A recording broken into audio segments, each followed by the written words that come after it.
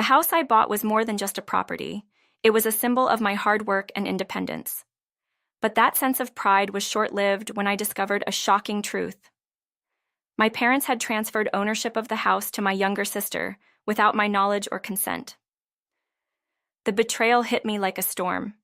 At just 28 years old, I was still repaying the mortgage on a house that was no longer mine. Growing up, I always felt like my parents favored my sister. Sally, my younger sibling by 3 years, was treated like royalty. My parents doted on her, giving her everything she wanted while I was burdened with responsibilities. As the eldest daughter, I was expected to be the responsible one. I worked hard in school, earned scholarships, and eventually landed a stable job in the tech field. It was everything my parents wanted, or so I thought. When I was 18, my parents insisted that I prioritize my education. They went into debt and dipped into their savings to send me to a technical school. When I proposed taking an educational loan to ease their burden, they refused, citing high interest rates. At the time, I thought they were protecting me, but now I wonder if they saw it as an investment, one they expected to yield significant returns. After graduating and securing a good job, I wanted to give back. My parents' financial struggles had been evident, and I felt a sense of duty to help. So, when they mentioned wanting a house, I agreed to buy one. It was a modest home, perfect for their needs, and I thought it would bring us closer as a family. Little did I know, this decision would become the root of my heartbreak. For 3 years, I worked tirelessly to pay off the mortgage. I even made extra payments to reduce the loan faster. My parents often praised my efforts, telling friends and family about their successful daughter. Yet, their praise felt hollow. They never acknowledged the sacrifices I made to support them. Still, I convinced myself that this was my way of repaying them for all they had done. Everything changed one weekend when I decided to visit my parents after months of being swamped with work. I wanted to surprise them, but I was the one left stunned. As I pulled into the driveway, I saw Sally's car parked outside. Assuming she was visiting, I felt a flicker of excitement. It had been years since I'd seen her, and a family reunion seemed long overdue. When Sally opened the door, she looked at me with mild surprise. "What are you doing here?" she asked casually. Her tone struck me as odd, but I brushed it off. "I could ask you the same thing," I replied jokingly as I stepped inside. The house looked different, cozier, yet unfamiliar. "Where are Mom and Dad?" I asked, scanning the room. Sally's response made my heart sink. "Oh, they moved out. Didn't they tell you? This is my house now." Her words felt like a slap in the face. "Your house?" I repeated, hoping I had misheard. "What do you mean? I've been paying for this house." Sally shrugged nonchalantly. "Mom and Dad said I needed it more. I'm having a baby soon, you know. They thought it was better for me to have a stable home." I couldn't believe what I was hearing. The house I had worked so hard to provide for my parents was now Sally's, and they hadn't even bothered to tell me. I left without another word, my mind racing with anger and confusion. How could they do this to me? I drove straight to my parents' new apartment, my hands trembling on the steering wheel. When my mother opened the door, I didn't bother with pleasantries. "Why didn't you tell me you gave the house to Sally?" I demanded. My mother smiled as if I were overreacting. "Calm down. It's not a big deal. Sally needed the house more than you do." Her dismissive tone only fueled my anger. "Not a big deal? I've been paying the mortgage for 3 years. You didn't think I deserved to know?" My father joined the conversation, his expression stern. "You're successful. You can buy another house. Sally doesn't have the same opportunities as you. She deserves this." Their words left me speechless.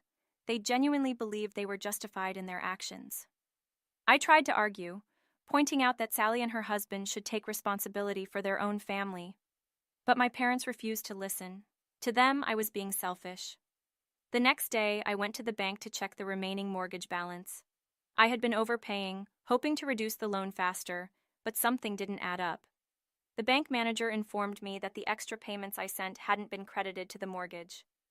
Instead, my father had used the funds to pay their rent.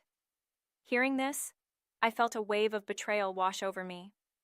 My father's actions confirmed my worst fears. When I confronted him, he tried to justify it. We needed the money for rent. What's the problem? You've already paid off most of the house. Isn't that enough? His casual dismissal of my sacrifices was the final straw. I decided to stop paying the mortgage. If Sally wanted the house, she could take over the payments. When I informed my parents of my decision, they were furious. They accused me of abandoning my responsibilities, but I stood my ground. I've done more than enough. It's time for Sally to step up. The fallout was immediate. My parents bombarded me with calls and messages, trying to guilt-trip me into changing my mind. Sally called me selfish, accusing me of jeopardizing her family's future. But I refused to be manipulated any longer. For years, I had put their needs above my own, and it was time to prioritize myself. As expected, the house went into foreclosure. Sally and her husband couldn't keep up with the payments, and my parents were already struggling with their rent. The financial strain took its toll on all of them. Eventually, the house was sold, and my parents moved into a smaller apartment. They stopped supporting Sally financially, forcing her to take responsibility for her family. Reflecting on everything, I realized that cutting ties with my family was the best decision I could have made. Their actions had shown me that their love was conditional, tied to what I could provide for them. I deserved better than to be treated as a source of income. For months after the foreclosure, I battled a mixture of relief and sadness. While I was glad to have finally set boundaries, it was heartbreaking to witness the disintegration of my family. I couldn't help but wonder if things could have been different. What if I had stood up for myself sooner? What if my parents had seen me as more than just a provider? One day, Sally called me from an unknown number. I hesitated before answering. Her voice was soft, almost pleading. "I'm sorry for everything. I didn't know Mom and Dad hadn't told you about the house. If I had known, I would have spoken to you first." Her apology felt sincere, but it wasn't enough to erase the hurt. "Sally, it's not just about the house. It's about years of feeling like I was only valued for what I could give. I need time to heal." Sally's voice broke. "I understand. I just hope someday we can fix this." After the call, I sat in silence, thinking about how fractured our family had become. My parents had made their choices, and Sally had benefited from them. But it wasn't her fault entirely. She, too, was a product of their favoritism. I began to focus on rebuilding my life. I moved into a cozy apartment in a different city and started saving for a house that would truly be mine. It wasn't easy. There were days when I felt the weight of loneliness, especially during holidays. But I reminded myself that this was a chance to create a future where I wasn't constantly sacrificing my happiness for others. One evening, I received a letter from my mother. It was unexpected, given that we hadn't spoken in over a year. Her words were filled with regret. "We've realized how much we took you for granted.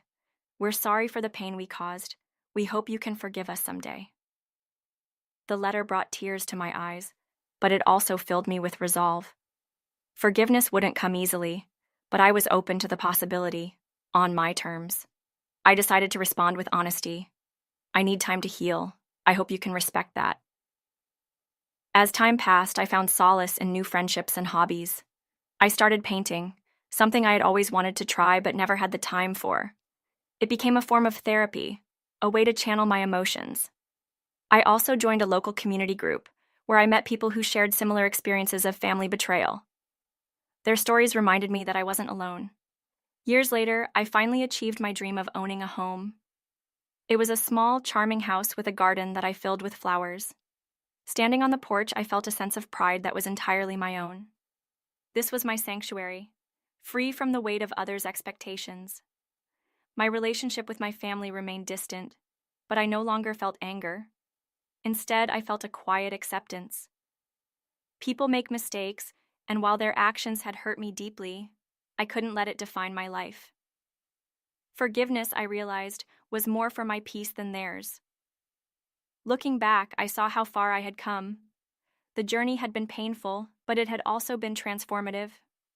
I learned the importance of setting boundaries, valuing myself, and prioritizing my well-being. Life is too short to be weighed down by the expectations of others. For the first time,